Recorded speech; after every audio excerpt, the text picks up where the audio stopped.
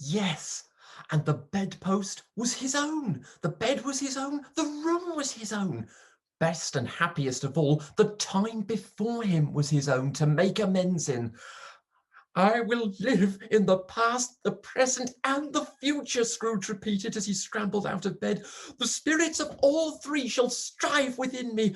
Oh, Jacob Marley, heaven and the Christmas time be praised for this. I say it on my knees, Jacob, on my knees. He was so fluttered and so glowing with his good intentions that his broken voice would scarcely answer to his call. He had been sobbing violently in his conflict with the spirit, and his face was wet with tears. They are not torn down, cried Scrooge, folding one of his bed curtains in his arms. They are not torn down, rings and all. They are here. I am here. The shadows of the things that would have been may be dispelled. They will be. I know they will. His hands were busy with his garments all this time, turning them inside out, putting them on upside down, tearing them, mislaying them, making them parties to every kind of extravagance. I don't know what to do, cried Scrooge, laughing and crying in the same breath, and making a perfect Laocoon of himself with his stockings. I am light as a feather. I am happy as an angel. I am merry as a schoolboy. I am giddy as a drunken man. A Merry Christmas to everybody. A Happy New Year to all the world. Hello here. Whoop, hello. He had frisked into the sitting room and was now standing there perfectly winded.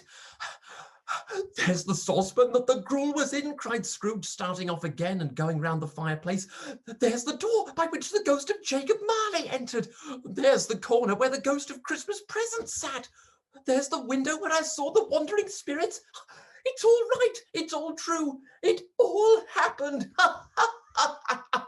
Really, for a man who'd been out of practice for so many years, it was a splendid laugh, a most illustrious laugh, the father of a long, long line of brilliant laughs.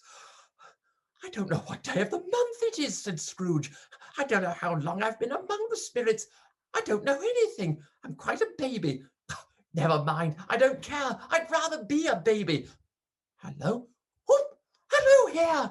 He was checked in his transports by the churches ringing out the lustiest peals he had ever heard. Clash, clang, hammer, ding, dong, bell, bell, dong, ding, hammer, clang, crash. Oh, glorious, glorious! Running to the window, he opened it and put out his head. No fog, no mist, clear, bright, jovial, stirring cold, cold piping for the blood to dance to, golden sunlight, heavenly sky, sweet fresh air, merry bells. Oh, glorious, glorious. What's today? Cried Scrooge, calling downward to a boy in Sunday clothes who perhaps had loitered in to look about him. Eh? Returned the boy with all his might of wonder. What's today, my fine fellow? Said Scrooge. Today? Replied the boy. Why, Christmas Day! It's Christmas Day, said Scrooge to himself. I haven't missed it. The spirits have done it all in one night. Well, they can do anything they like. Of course they can. Of course they can. Hello, my fine fellow. Hello, returned the boy.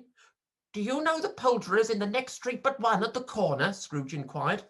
I should hope I did, replied the lad. An intelligent boy, said Scrooge. A remarkable boy. Do you know whether they've sold the prize turkey that was hanging up there? Not the little prize turkey, the big one. What, the one as big as me? Returned the boy. What a delightful boy, said Scrooge. It's a pleasure to talk to him. Yes, my buck. It's hanging there now, replied the boy.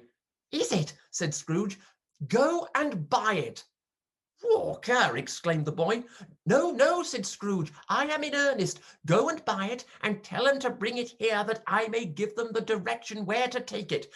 Come back with the man and I'll give you a shilling. Come back with him in less than 5 minutes and I'll give you half a crown. The boy was off like a shot. He must have had a steady hand at a trigger who could have got a shot off half so fast. Send it to Bob Cratchit's, whispered Scrooge, rubbing his hands and splitting with a laugh. He shan't know who sends it. It's twice the size of Tiny Tim. Joe Miller never made such a joke as sending it to Bob's will be.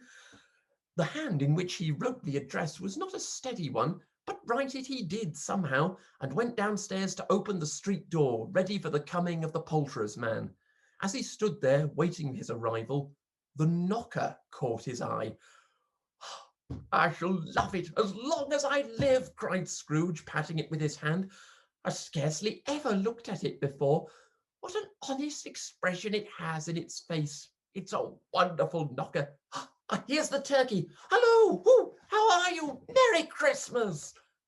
It was a turkey. He could never have stood upon his legs, that bird. He would have snapped them short off in a minute, like sticks of sealing wax. "It's impossible to carry that to Camden Town," said Scrooge. "You must have a cab." The chuckle with which he said this, and the chuckle with which he paid for the turkey, and the chuckle with which he paid for the cab, and the chuckle with which he recompensed the boy, were only to be exceeded by the chuckle with which he sat down breathless in his chair again, and chuckled till he cried. Shaving was not an easy task, for his hand continued to shake very much, and shaving requires attention even if you don't dance while you are at it. But if he had cut the end of his nose off, he would have put a piece of sticking plaster over it and been quite satisfied. He dressed himself all in his best, and at last got out into the streets. The people were by this time pouring forth as he had seen them with the ghost of Christmas present, and walking with his hands behind him, Scrooge regarded every one with a delighted smile. He looked so irresistibly pleasant, in a word, that 3 or 4 good-humoured fellows said, "Good morning, sir, a Merry Christmas to you," and Scrooge said often afterwards that of all the blithe sounds he had ever heard, those were the blithest in his ears. He had not gone far when, coming on towards him, he beheld the portly gentleman who had walked into his counting-house the day before, and said, "Scrooge and Marley's, I believe." It sent a pang across his heart to think how this old gentleman would look upon him when they met, but he knew what path lay straight before him, and he took it. "My dear sir," said Scrooge, quickening his pace and taking the old gentleman by both hands, "how do you do? I hope you succeeded yesterday. It was very kind of you. A Merry Christmas to you, sir." "Mr. Scrooge?" "Yes," said Scrooge, "that is my name, and I fear it may not be pleasant to you. Allow me to ask your pardon. And will you have the goodness—" Here Scrooge whispered in his ear. "Lord bless me!" cried the gentleman, as if his breath were taken away. "My dear Mr. Scrooge, are you serious?" "If you please," said Scrooge, "not a farthing less. A great many back payments are included in it, I assure you. Will you do me that favour?" "My dear sir," said the other, shaking hands with him, I don't know what to say to such munich—" "Don't say anything, please," retorted Scrooge. "Come and see me. Will you come and see me?" "I will," cried the old gentleman, and it was clear he meant to do it. "Thank ye," said Scrooge. "I am much obliged to you. I thank you 50 times. Bless you." He went to church, and walked about the streets, and watched the people hurrying to and fro, and patted children on the head, and questioned beggars, and looked down into the kitchens of houses, and up to the windows, and found that everything could yield him pleasure. He had never dreamed that any walk, that anything could give him so much happiness. In the afternoon, he turned his steps towards his nephew's house. He passed the door a dozen times before he had the courage to go up and knock, but he made a dash and did it.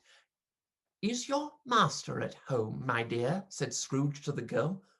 "Nice girl, very." "Yes, sir." "Where is he, my love?" said Scrooge. "He's in the dining room, sir, along with the mistress. I'll show you upstairs, if you please." "Thank ye. He knows me," said Scrooge, with his hand already on the dining room lock. "I'll go in here, my dear." He turned it gently, and sidled his face in round the door. They were looking at the table, which was spread out in great array, for these young housekeepers are always nervous on such points, and like to see that everything is right. "Fred?" said Scrooge. Dear heart alive, how his niece by marriage started! Scrooge had forgotten for the moment about her sitting in the corner with the footstool, or he wouldn't have done it on any account. "Why, bless my soul!" cried Fred. "Who's that?" "It's I, your Uncle Scrooge. I have come to dinner. Will you let me in, Fred?" Let him in. It is a mercy he didn't shake his arm off. He was at home in 5 minutes. Nothing could be heartier. His niece looked just the same. So did Topper when he came. So did the plump sister when she came. So did everyone when they came. Wonderful party, wonderful games, wonderful unanimity, wonderful happiness. But he was early at the office next morning. Oh, he was early there. If only he could be there first and catch Bob Cratchit coming in late. That was the thing he had set his heart upon. And he did it. Yes, he did. The clock struck 9. No Bob. 1/4 past. No Bob. He was full 18 minutes and a half behind his time. Scrooge sat with his door wide open that he may see him come into the tank. His hat was off before he opened the door, his comforter too. He was on his stool in a jiffy, driving away with his pen as if he were trying to overtake 9 o'clock. "Hello," growled Scrooge in his accustomed voice, as near as he could feign it. "What do you mean by coming in at this time of day?" "I am very sorry, sir," said Bob. "I am behind my time." "You are?" Scrooge repeated. "Yes, I think you are. Step this way, sir, if you please." "It's only once a year, sir," pleaded Bob, appearing from the tank. "It shall not be repeated. I was making rather merry yesterday, sir." "Now, I'll tell you what, my friend," said Scrooge. "I am not going to stand for this sort of thing any longer. And therefore," he continued, leaping from his stool and giving Bob such a dig in the waistcoat that he staggered back into the tank again, "and therefore I am about to raise your salary." Bob trembled and got a little nearer to the ruler. He had a momentary idea of knocking Scrooge down with it, holding him, and calling to the people in the court for help and a straight waistcoat. "A Merry Christmas, Bob," said Scrooge, with an earnestness that could not be mistaken, as he clapped him on the back. "A merrier Christmas, Bob, my good fellow, than I have given you for many a year. I'll raise your salary and endeavour to assist your struggling family, and we will discuss your affairs this very afternoon over a Christmas bowl of smoking bishop, Bob. Make up the fires and buy another coal scuttle before you dot another I, Bob Cratchit." Scrooge was better than his word. He did it all and infinitely more. And to Tiny Tim, who did not die, he became a second father.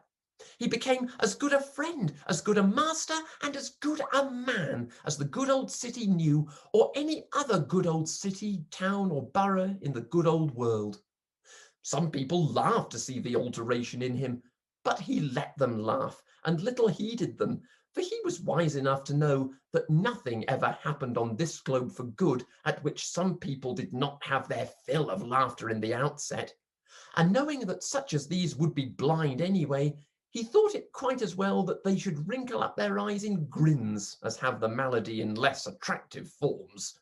His own heart laughed, and that was quite enough for him. He had no further intercourse with spirits, but lived upon the total abstinence principle ever afterwards, and it was always said of him that he knew how to keep Christmas well, if any man alive possessed the knowledge. May that truly be said of us and all of us. And so, as Tiny Tim observed, God bless us, every one.